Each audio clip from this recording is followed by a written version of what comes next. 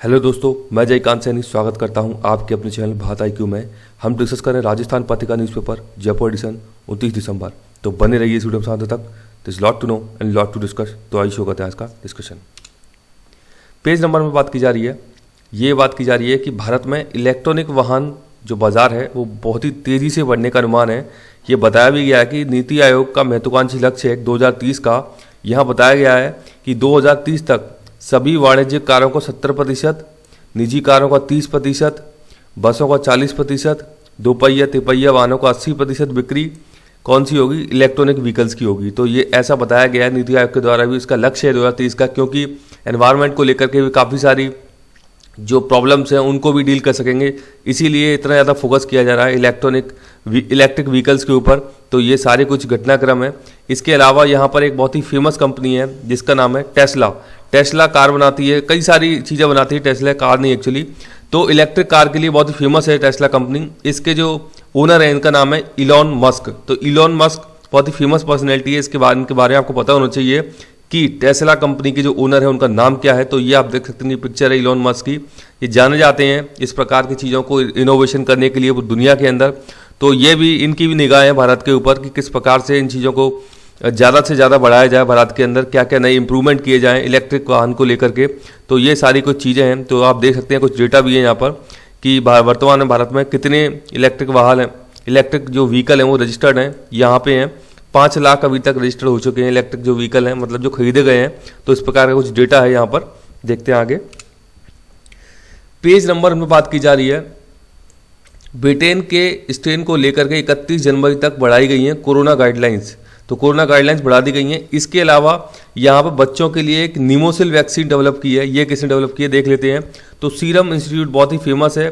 PM Modi साहब गए हुए थे यहाँ पे सीरम इंस्टीट्यूट में, काफ़ी ज़्यादा चर्चा में रहा है सीरम इंस्टीट्यूट पूरे कोविड-19 के दौरान।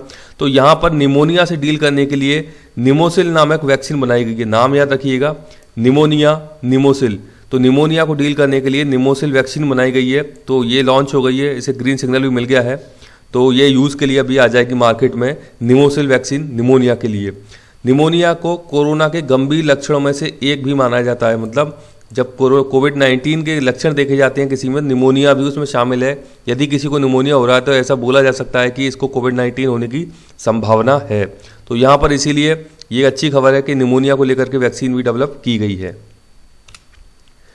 पेज नंबर 2 पे बात की जा रही है, कांग्रेस का स्थापना दिवस मनाया गया है। कौन सा? 136वां। ये आपको पता होना चाहिए कि कांग्रेस का 2020 में 136वां स्थापना दिवस मनाया गया है।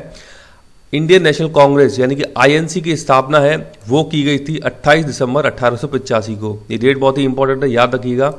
A.O. ह्यूम के द्वारा इसकी स्थापना की गई थी, ये इंपॉर्टेंट फैक्ट है। तो 28 दिसंबर 1885 को स्थापना A.O. ह्यूम के द्वारा की गई थी। इसकी पहली बैठक कहाँ पर की गई थी ये मेरे को कमेंट बॉक्स में कमेंट करके बताइए आप। पेज नंबर 3 पे बात की जा रही है जैसलमेर की। ये यहाँ पे न्यूज़ आई है जैसलमेर के बारे में। तो बात की जा रही है कुलधरा गांव की। तो कुलधरा गांव जैसलमेर जिला के अंदर स्थित है, ये इंपॉर्टेंट फैक्ट है पहला। दूसरा यहाँ पे आता है पालीवाल ब्राह्मण। तो पालीवाल ब्राह्मणों का संबंध जैसलमेर से है, ये दूसरा प्रश्न है, इसके बारे में पूछा जाता है। अब बात यहाँ पे ये निकल के आती है, कुलधरा गांव इसलिए फेमस रहा है कि 1825 की घटना है जबकि रातों रात पालीवाल ब्राह्मणों ने ये गाँव खाली कर दिया था। कुलधरा गाँव को पालीवाल ब्राह्मणों ने 1825 में रातों रात खाली कर दिया था। उस वजह से ये मतलब चर्चा में एक ऐतिहासिक विषय है। ये क्या रीजन्स रहे थे, क्या था? तो पर्यटक स्थल भी है आज वर्तमान समय में कुलधरा गांव, लोग वहां विजिट करने के लिए जाते हैं। तो ये कुछ फैक्ट इनके बारे में आपको पता होना चाहिए कि कुलधरा गांव कहाँ पर अवस्थित है। पेज नंबर 3 पे बात की जा रही है, अगेन जैसलमेर से संबंधित न्यूज है यहाँ पे। ये तो पूर्व महारावल ब्रजराज सिंह है, उनका निधन हो गया है। ये आप देख सकते हैं, इनकी पिक्चर है यहाँ पर। जैसलमेर के महारावल हैं यानी कि राजा हैं, जैसलमेर के राजा फैमिली में से हैं। तो इनका भी निधन हो गया है 52 वर्ष की उम्र में। तो जैसलमेर को बसाया था 1156 में रावल जैसल ने। रावल जैसल जिन्होंने कि जैसलमेर की स्थापना की थी 1156 में। ये आपको पता होना चाहिए, इंपॉर्टेंट फैक्ट है कि किसने जैसलमेर की स्थापना की थी। तो रावल जैसल ने की थी। अब जैसलमेर के पूर्व महारावल हैं जिनका निधन हुआ है, इनका नाम है ब्रजराज सिंह। तो इनका बारे में पूछा जा सकता है कि महारावल ब्रजराज सिंह का संबंध किस रियासत से या किस जिले से भी पूछा जा सकता है। ये इंपॉर्टेंट चीज़ें पूछी जा सकती हैं, तो आप नोट जरूर कर लीजिएगा। पेज नंबर 8 पे बात की जा रही है, ये बात की जा रही है रणथंभौर की। रणथंभौर का एक बाग है जो कि बूंदी की पहाड़ियों में अभी चहलकदमी कर रहा है, इस प्रकार की न्यूज़ आई है। ये देख सकते हैं टाइगर। तो यहाँ टाइगर का नाम है बाघ T115 T115। रणथंभौर सवाई माधोपुर के अंदर स्थित नेशनल पार्क है। रामगढ़ विषधारी अभ्यारण्य बूंदी के अंदर स्थित है। तो यहाँ पर T115 पहुँच गया है रामगढ़ विषधारी अभ्यारण्य के अंदर। रामगढ़ विषधारी अभ्यारण्य बूंदी जिला के अंदर स्थित है, ये भी आपको पता होना चाहिए, इंपॉर्टेंट फैक्ट है। इसके अलावा रामगढ़ विषधारी अभ्यारण्य में एक नदी बहती है जिसका नाम है मेज नदी। तो यहाँ पर लाइफ लाइन है मेज नदी, इस अभ्यारण्य की बीचों बीच बहती है अभ्यारण्य के मेज नदी। तो इसके बारे में आपको पता होना चाहिए कि मेज नदी बूंदी में बहती है, रामगढ़ विषधारी अभ्यारण्य में बहती है। तो ये कुछ इंपॉर्टेंट चीज़ें हैं जिनके बारे में आपको आइडिया होना चाहिए। पेज नंबर 9 पे बात की जा रही है। धोनी को खेल भावना पुरस्कार के लिए दिया गया है। यहाँ पर आईसीसी के द्वारा एक्चुअली कुछ पुरस्कार दिए गए हैं, देख सकते हैं कुछ इंपॉर्टेंट पुरस्कार यहाँ पर हैं। तो ये कुछ इंपॉर्टेंट चीज़ें इनके बारे में देख लेते हैं। आईसीसी यानी कि इंटरनेशनल क्रिकेट काउंसिल, इसके द्वारा कुछ पुरस्कार दिया गया है। तो पहला पुरस्कार है दशक का सर्वश्रेष्ठ क्रिकेटर पुरुष क्रिकेटर। दशक का सर्वश्रेष्ठ पुरुष क्रिकेटर अवार्ड किसको दिया गया है? तो ये दिया गया है विराट कोहली। ये दशक यानी कि 10 वर्ष में कोई सर्वश्रेष्ठ पुरुष क्रिकेटर, ये अवार्ड किसको दिया गया है? विराट कोहली साहब को। इसके अलावा वनडे क्रिकेटर का अवार्ड भी विराट कोहली को ही दिया गया है। वनडे क्रिकेटर विराट कोहली को दिया गया इसका अवार्ड। और है स्पिरिट ऑफ क्रिकेट अवार्ड, ये दिया गया है, खेल भावना जो सम्मान है अवार्ड है वो दिया गया है महेंद्र सिंह धोनी साहब को। तो ये तीनों जो अवार्ड हैं इंपॉर्टेंट हैं, इनको नोट कर लीजिएगा आप कि खेल भावना अवार्ड यानी कि spirit of cricket award Mahendra Singh Dhoni, one day cricketer Virat Kohli और दशक का सर्वश्रेष्ठ पुरुष क्रिकेटर विराट कोहली को चुना गया है। तो ये सारे के सारे फैक्ट इंपॉर्टेंट हैं।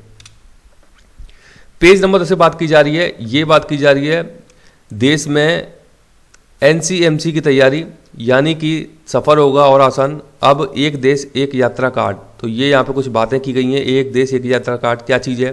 तो एक देश एक यात्रा कार्ड है, इसका मतलब ये है कि एक ही कार्ड होगा जिससे कि आप टोल, पार्किंग, बस, सब अर्बन ट्रेनों में भुगतान कर सकेंगे। यानी ऐसा नहीं है कि आपको मेट्रो के लिए अलग कार्ड, बस के लिए अलग कार्ड, पार्किंग के लिए, टोल के लिए अलग कार्ड। तो ये कुछ चीज़ें होती हैं, मतलब कि बहुत सारी इस प्रकार से आप कार्ड नहीं रख सकते हो। तो इलेक्ट्रॉनिक चीज़ों को करने के लिए, यानी कॉन्टैक्टलेस करने के लिए, यानी कि कैश को कम करने के लिए सारी चीज़ की जा रही है कि एक ही कार्ड से ये सारे के सारे आपकी यूटिलिटीज़ आप कर सकते हो, आप फायदा, ये सर्विसेज आप ले सकते हो एक ही कार्ड से। आप मेट्रो जाइए, बस जाइए, टोल का, पार्किंग का, सारा कुछ आप उस एक ही कार्ड से आप काम अपना कर सकते हो। तो इसीलिए बोला गया है एक देश एक यात्रा कार्ड।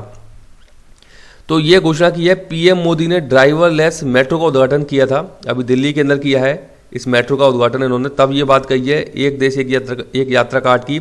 तो ये ड्राइवरलेस मेट्रो कहाँ से कहाँ पर चलेगी? तो ये मेजेंटा लाइन है एक दिल्ली के अंदर, दिल्ली मेट्रो का ही है ये जो लाइन, मेजेंटा लाइन पे ड्राइवरलेस मेट्रो चलेगी। अभी ये ट्रेन चलेगी बॉटनिकल गार्डन से लेकर जनकपुरी के बीच में।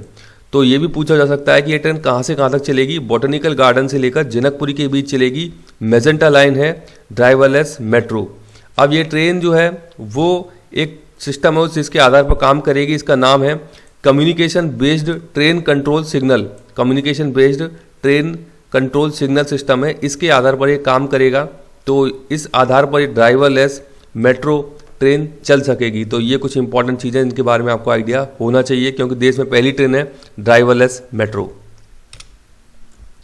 पेज नंबर 10 पे बात की जा रही है। ये बात की जा रही है 400 साल में 100 तट होंगे ब्लू फ्लैग। इंपॉर्टेंट न्यूज़ है। पर्यावरण, वन एवं जलवायु परिवर्तन मंत्रालय ने कहा है कि आने वाले 4 साल में हम कम से कम 100 तटों को ब्लू फ्लैग का दर्जा दिलवाएंगे। ब्लू फ्लैग एक अंतर्राष्ट्रीय मानकों के आधार पर तटों को दिया जाता है दर्जा, मतलब कि वो तट कितना साफ है, कितना स्वच्छ है एनवायरनमेंट को लेकर के। तो कुछ स्टैंडर्ड है वहाँ पे, उसके हिसाब से ये कुछ दर्जे दिए जाते हैं ब्लू फ्लैग का। तो याद रखिएगा ब्लू फ्लैग यानी कि स्वच्छ तटों को दर्जा दिया जाता है ब्लू फ्लैग का। तो अभी हाल ही में कुछ इंपॉर्टेंट तट है उनको दिया गया दर्जा, इनके बारे में आपको आइडिया होना चाहिए। सबसे पहले ये कि तट का मतलब आप समझ जाइए कि प्रायद्वीपीय भारत की बात हो रही है, क्योंकि तट नदन भारत में तो आपको मिलेंगे नहीं, समुद्री एरियाज के अंदर ही तट मिलेंगे जो कि 9 राज्यों से लगे हुए हैं।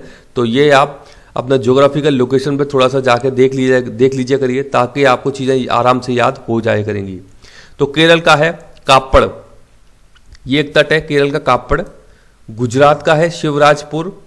दीव का है घोगला। कर्नाटक के अंदर है कासरकोड व पडुबिरी। आंध्र प्रदेश के अंदर है रूशिकोंडा। उड़ीसा के अंदर है गोल्डन व अंडमान निकोबार के अंदर है राधानगर। तो ये कुछ तट हैं, देख सकते हैं आप, 1 2 3 4 5 6 और 7, मतलब कि ये 7 एरियाज़ के अंदर हैं, 7 इसमें से 6 राज्य हैं, एक यूटी है। तो वहाँ पर ये कुछ तट है, इनको ब्लू फ्लैग का दर्जा भी दिया जा चुका है। तो ये कुछ इंपॉर्टेंट है, इनके बारे में आपको पता होना चाहिए। डायरेक्ट आपसे पूछा जा सकता है कि कापड़ कहाँ पर है, घोघला कहाँ पर है, ये कुछ इंपॉर्टेंट चीज़ें बन जाती हैं।